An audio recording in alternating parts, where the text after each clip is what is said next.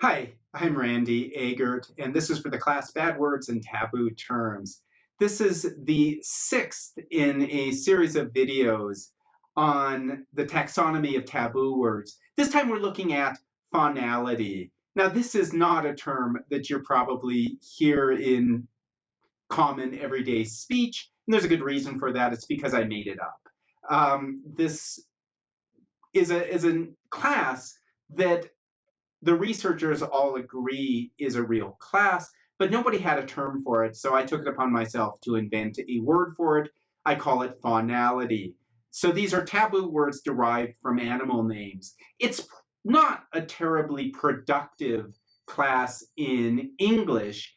We have a few. We have words like pussy and ass and bitch and cow. Bitch and cow are probably our best ones because they really are derived from animal terms directly. Pussy and ass have a more convoluted history that we'll talk about more when we talk about the history of taboo words. But in many languages today, we still find that this is a productive area in, for example, German. Taboo words derived from animal terms are still pretty common and still frequently used.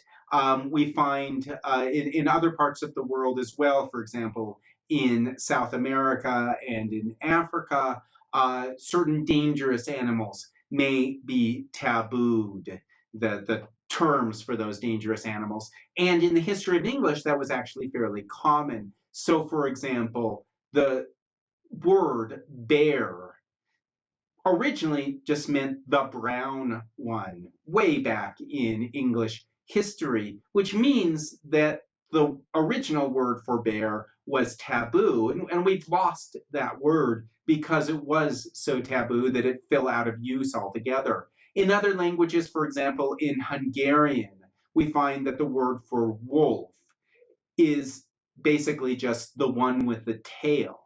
And so again, we see that wolf, the original word, was probably too taboo, and so people had to invent a circumlocution, a euphemism, to talk about these dangerous animals.